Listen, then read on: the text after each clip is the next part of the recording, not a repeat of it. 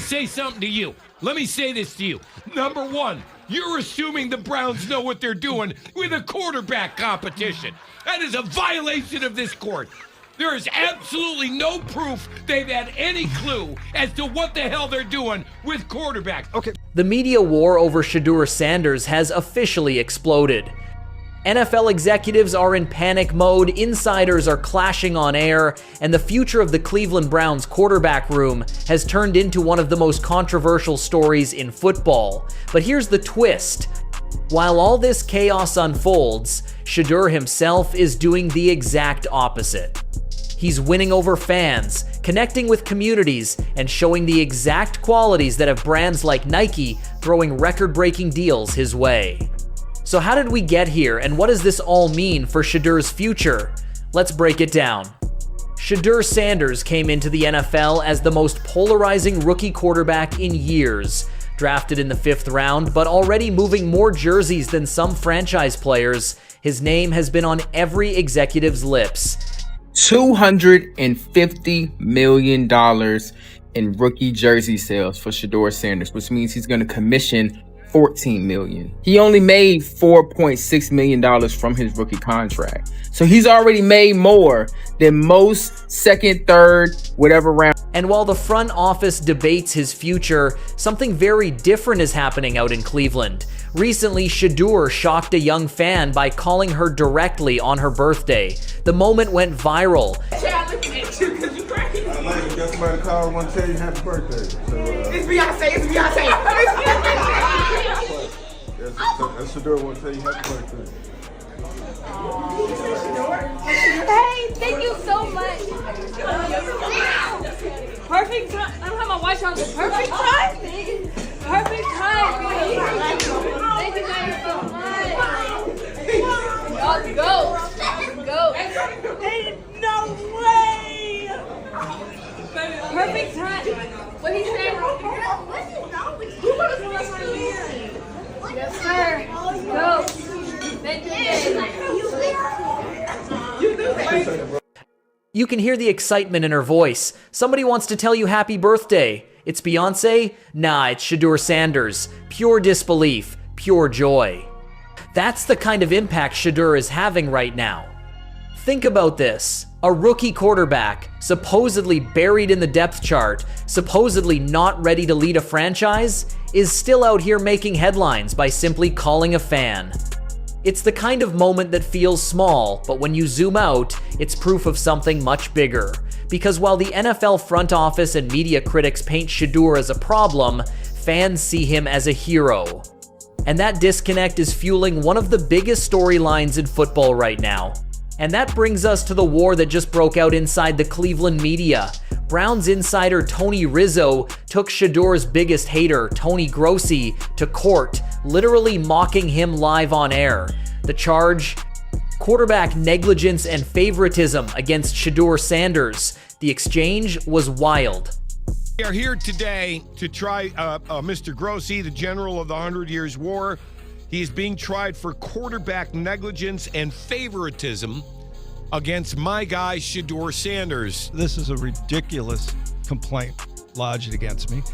Mr. Grossi is being tried for quarterback negligence. This complaint is ridiculous. Your guy didn't light up the preseason. He played with third stringers. Rizzo cooked him, and the fans loved it. Second of all, I also want to apologize because in order to defend myself, I have to take a victory lap, okay? And by doing that, what I mean is, I think my analysis and reporting of what went on at training camp should be award-winning because it was so much on the mark, even though it was against the grain of the popular media out there. Well, obviously...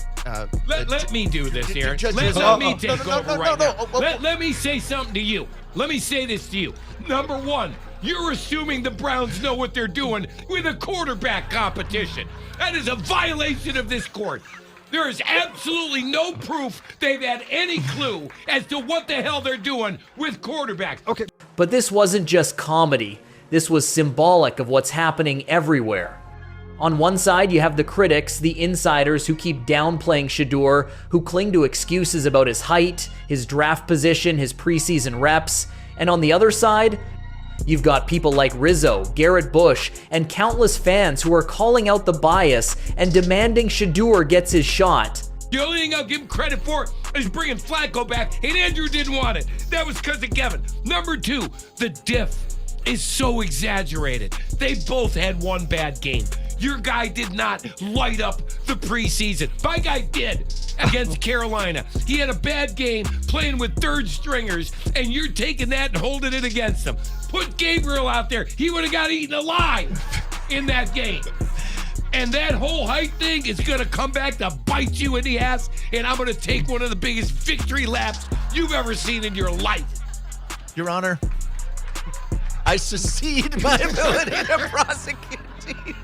The divide is real. NFL executives are scrambling behind the scenes, asking themselves, what happens if we keep this kid on the bench too long? What happens if the media war tilts too far in his favor? What happens if fans turn on us? Remember, this isn't just about football. Shadur is already one of the most marketable rookies in league history. Nike has locked him into a deal that could make him the highest paid rookie endorser ever. Jersey sales are through the roof. His name is trending every week. For the NFL front office, that's a nightmare. Because when a rookie quarterback starts moving like a superstar, it threatens the power structure. And that's why this media war matters. When insiders go at each other on live television about Shadur, it's not just about stats or game film. It's about control. The league wants to control the narrative. But right now, Shedeur Sanders controls the people. Think about it. He's 22 years old, a rookie quarterback, and yet he's already positioned as a leader in the community. He's calling fans on their birthdays. He's giving time to kids who look up to him. He's showing humility while the media rips him apart. That contrast is exactly why fans are rallying behind him. And it's not just Cleveland. Around the league, other executives are watching closely. If Shadur succeeds, if he wins the starting job and backs it up on the field, it won't just be a win for the Browns. It will be a win for players who've been doubted, disrespected, or buried by politics inside the NFL. Because Shadur isn't just fighting for snaps, he's fighting against a system that has already tried to write his story for him.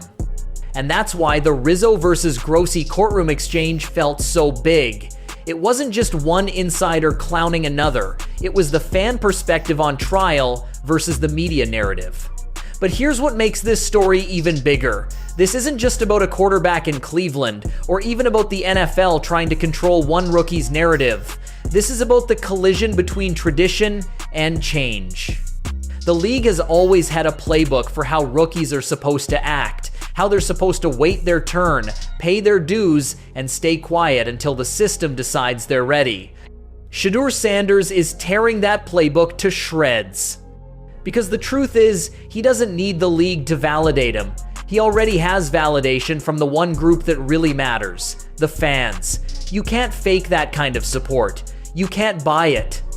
You can't script it. When a rookie can move hundreds of millions in jersey sales, when a simple phone call to a fan turns into a viral moment across social media, that's not manufactured, that's real. And it's exactly why executives are panicking. Think about what this means for the NFL's power structure. For decades, the league has relied on its ability to decide who gets pushed as the face of the sport. But Shadur is bypassing that machine. He's building his own spotlight, brick by brick, moment by moment, with fans fueling the fire. And every time the media tries to drag him, every time a critic downplays him, the opposite happens. His base just gets louder. And if you think this is only a Cleveland story, you're missing the bigger picture. The NFL is watching this situation like a hawk because they know one thing. If Shedeur Sanders wins this battle, it changes the rules for everyone who comes after him. Suddenly, rookies won't need to wait their turn. Suddenly, the old guard of executives and insiders won't be the gatekeepers anymore. The fans will. Executives see that too, and it scares them. Because once a player becomes bigger than the franchise, bigger than the league's control, history shows us the power never goes back in the box. Shadur isn't just playing for the Browns, he's playing for the future of every young athlete who wants to take control of their own story. The truth is, the Browns' quarterback competition has been messy. Some insiders claim Shadur hasn't lit up camp. Others say the coaching staff has already made up its mind. But the facts don't lie. When Shedur's on the field, fans tune in. When his name trends, people listen. And that kind of influence, the NFL can't ignore it.